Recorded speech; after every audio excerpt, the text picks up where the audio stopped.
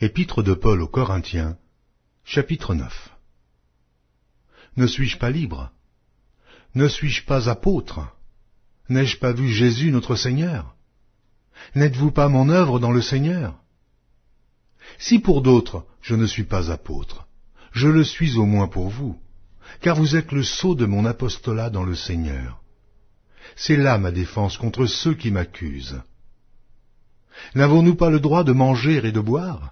N'avons-nous pas le droit de mener avec nous une sœur qui soit notre femme, comme font les autres apôtres, et les frères du Seigneur, et Céphas? Ou bien est-ce que moi seul et Barnabas, nous n'avons pas le droit de ne point travailler? Qui jamais fait le service militaire à ses propres frais? Qui est-ce qui plante une vigne et n'en mange pas le fruit? Qui est-ce qui fait paître un troupeau et ne se nourrit pas du lait du troupeau? Ces choses que je dis n'existent-elles que dans les usages des hommes? La loi ne les dit-elle pas aussi? Car il est écrit dans la loi de Moïse, « Tu n'en muselleras point le bœuf quand il foule le grain. » Dieu se met-il en peine des bœufs? Ou parle-t-il uniquement à cause de nous? Oui, c'est à cause de nous qu'il a été écrit que celui qui laboure doit labourer avec espérance, et celui qui foule le grain, fouler avec espérance d'y avoir part. Si nous avons semé parmi vous les biens spirituels, est-ce une grosse affaire si nous moissonnons vos biens temporels? Si d'autres jouissent de ce droit sur nous, n'est-ce pas plutôt à nous d'en jouir? Mais nous n'avons point usé de ce droit, au contraire. Nous souffrons tout, afin de ne pas créer d'obstacle à l'évangile de Christ.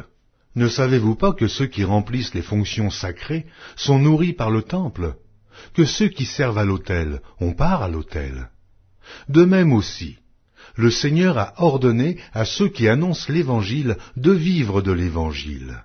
Pour moi, je n'ai usé d'aucun de ces droits, et ce n'est pas afin de les réclamer en ma faveur que j'écris ainsi, car j'aimerais mieux mourir que de me laisser enlever ce sujet de gloire.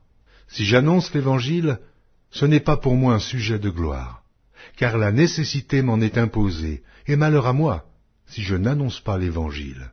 Si je le fais de bon cœur, j'en ai la récompense, mais si je le fais malgré moi, c'est une charge qui m'est confiée. Quelle est donc ma récompense? C'est d'offrir gratuitement l'Évangile que j'annonce, sans user de mon droit de prédicateur de l'Évangile. Car bien que je sois libre à l'égard de tous, je me suis rendu le serviteur de tous, afin de gagner le plus grand nombre.